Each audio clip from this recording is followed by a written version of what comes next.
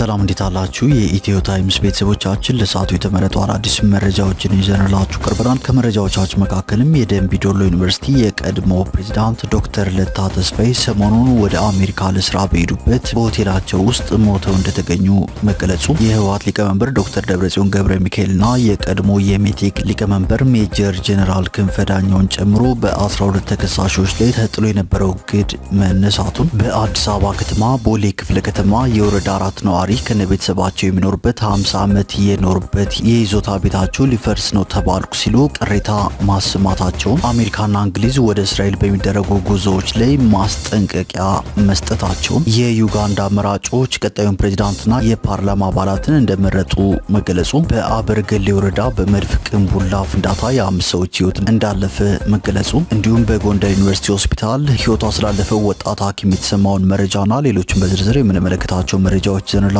ቀርበናል። ዝርዝር መረጃዎችን ለማድመጥ ቻናላችንን ሰብስክራይብ በማድረግ የደወል ምልክቷን በመጫንና መረጃውም ለብዙዎች እንዲዳረስ ላይክ በማድረግ እስከ መጨረሻው አብራችሁን ቆዩ።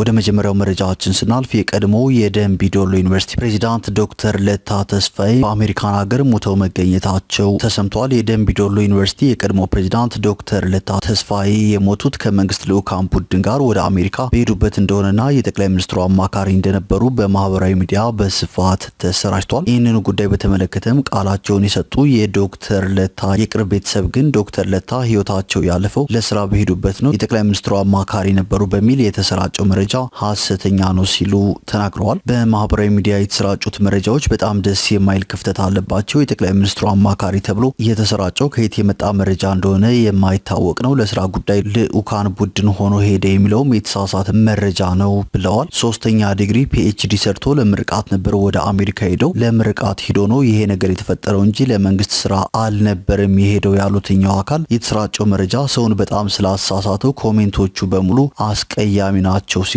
ተናግረዋል። ታዲያ ያገለግሉ የነበረበት ተቋም የትኛው ነው የሚል ጥያቄ የሚቀርቦላቸው በፊት ደምቢ ዶሎ ነበር፣ ከዚያ በኋላ ፒኤችዲውን ነው እየሰራ የነበረው፣ በዝርዝር ባልናገርም ሌሎች ምደባዎች ነበሩ፣ ነገር ግን ሙሉ በሙሉ አልገባም ነበር፣ ምረቃውን ጨርሶ ለመምጣት ነበር የሄደው ሲሉ መልሰዋል። በማህበራዊ ሚዲያ የጠቅላይ ሚኒስትሩ አማካሪ ነበሩ የሚለው መረጃም ሐሰተኛ እንደሆነ ተናግረዋል። ዶክተር ለታ ሰሞኑን ወደ አሜሪካ የሄዱት እዚሁ ኢትዮጵያ ሆነው ትምህርታቸውን ከተማሩ በኋላ ለምረቃ እንደነበር አስረድተዋል። ለምረቃው ነበር የሄደው፣ ሰሞኑን እንደሚመለስ ስም እየጠበቅን ነበር ሲሉም ቤተሰቦቹ ተናግረዋል። ዶክተር ለታ ተስፋዬ በምን ምክንያት ህይወታቸው እንዳለፈ ሲጠየቁ አሁን ላይ በአሟሟቱ ዙሪያ የተረጋገጠ ምንም አይነት መረጃ እንዳልደረሳቸው ገልጸው ጉዳዩን የያዘው የአሜሪካ ፖሊስ ነው፣ ውጤቱን ለቤተሰብ ነው የምንሰጠው ስላለና ግልጽ የሆነ መረጃ ስለሌለም በማለት ከመናገር ተቆጥበዋል። ይህ በእንዲህ እንዳለ ደግሞ በጎንደር ዩኒቨርሲቲ ሌላ አሳዛኝ መረጃ ተሰምቷል። በጎንደር ዩኒቨርሲቲ የሕክምና ክፍል ተማሪ የነበረች አንዲት ወጣት ህይወቷ እንዳለፈ ተገልጿል።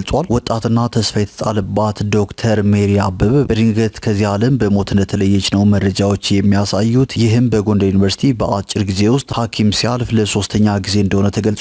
ይህ አጋጣሚ ምን እየተፈጠረ ነው የሚል ጥልቅ ጥያቄን በብዙዎች ዘንድ አጭሯል። ኢትዮ ታይምስ ሚዲያም በዶክተር ለታና በዶክተር ሜሪ አበበ ህልፈት የተሰማውን ሀዘን እየገለጸ ለቤተሰቦቻቸው፣ ለወዳጅ ዘመዶቻቸውና ለጓደኞቻቸው መጽናናትን ይመኛል። ወደ ቀጣዩ መረጃችን ስናልፍ የህወሓት ሊቀመንበር ዶክተር ደብረጽዮን ገብረ ሚካኤልና የቀድሞ የሜቴክ ሊቀመንበር ሜጀር ጄኔራል ክንፈ ዳኘውን ጨምሮ በ12 ተከሳሾች ላይ ተጥሎ የነበረው እግድ መነሳቱ ታውቋል። የትግራይ መልሶ ማቋቋም ፈንድ ወይም ኢፈርት የቀድሞ የቦርድ አባላትን ያካተተ ቡድን የካቲት 2017 ዓ.ም በመሰረተው ክስ መሰረት የትግራይ ጊዜያዊ አስተዳደር ባለስልጣን የሆኑት አብርሃም ተከስተ በሚመሩት የኢፈርት ባላደራ ቦርድ አባላት ላይ እግድ መጣሉ ይታወሳል። ሆኖም ተከሳሾች ህጋዊ ና ባለው የኢፈርት ምክር ቤት የተመረጡ በመሆናቸው እንዲሁም ጉዳዩ በማዕከላዊ ፍርድ ቤት ሳይሆን በአስተዳደራዊና በወረዳ ፍርድ ቤት መታየት አለበት የሚል የክስ መቃወሚያ ተከሳሾች አቅርበው ነበር። የመቀሌ ከተማ ማዕከላዊ ፍርድ ቤትም ይህንኑ የክስ መቃወሚያ ከመረመረ በኋላ ጥር 1 ቀን 2018 ዓ.ም በዋለው ችሎት በ12ቱ ተከሳሾች ላይ ተጥሎ የነበረውን እግድ ማንሳቱን ዋዜማ ዘግቧል። ፍርድ ቤቱ በኢፈርት ውስጥ የተፈጠረው ውዝግብ አስተዳደራዊ ጉዳይ መሆኑን በመግለጽ በአስተዳደራዊና በወረዳ ፍርድ ቤት እንዲታይ ትዕዛዝ በመስጠት የክስ መዝገቡን መዝጋቱንም ሰነዱ ያመለክታል።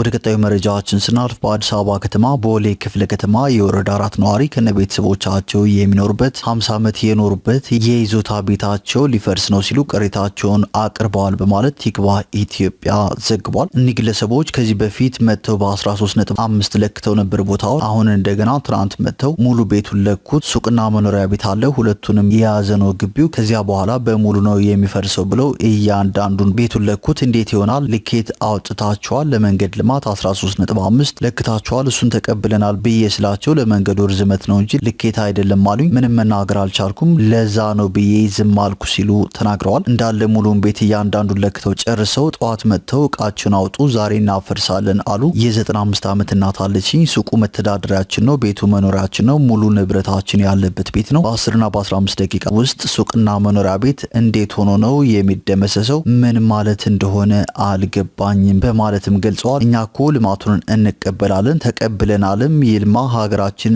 እንድትለማ ነው የምንፈልገው። ነገር ግን አግባብ ባለው መንገድ እኛም ሳንጎዳ ብዙ ነገር ተነጋግረን መፈረም ያለብንንም ፈርመን መሆን አለበት። ያለ ወረቀት ወይም ደብዳቤ ሜዳ ላይ መጥተው ለምንድን ነው እንዲህ የሚያደርጉት የሚል ቅሬታም አሰምተዋል ሲል ቲክቫህ ኢትዮጵያ ጨምሮ ዘግቧል።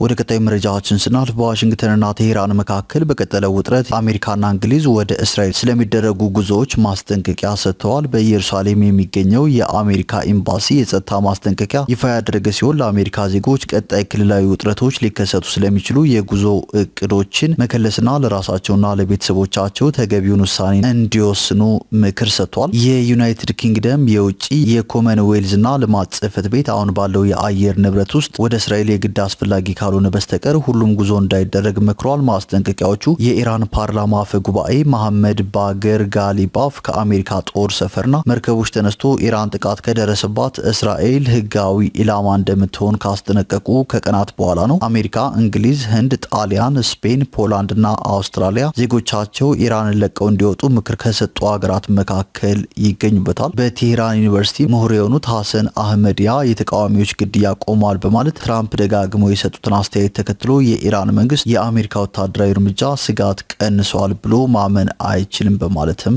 ተናግረዋል። ወደ ቀጣዩ መረጃችን ስናልፍ ኡጋንዳውያን ሐሙስ ዕለት ለሀገሪቱ ቀጣይ ፕሬዝዳንትና ለፓርላማ አባላት ምርጫ ድምጽ ሰጥተዋል። ይህም የፕሬዝዳንት ዩዌሪ ሙሴቬኒ የ10 ዓመታት የስልጣን ዘመን ቁልፍ ፈተና ነው ተብሏል። የህዝብ ድምጽ መስጫዎች ከጠዋቱ 1 ሰዓት የተከፈቱ ሲሆን እስከ አመሻሽ ድረስም ክፍት ሆነው ውለዋል። የ81 ዓመቱ ሙሴቬኒ ከ1986 ዓ.ም ጀምሮ ዩጋንዳን ሲገዙ ቆይተዋል። የ43 ዓመቱ የተቃዋሚ ፓርቲ መሪና ታዋቂው የሬጌ ኮከብ ፖለቲከኛ ሮበርት ኪያጉላኒ ወይም ቦብ ዋይን በመባል የሚታወቁትን ጨምሮ 7 ተፎካካሪዎች በፕሬዝዳንታዊ ፉክክር ውስጥ ይገኛሉ።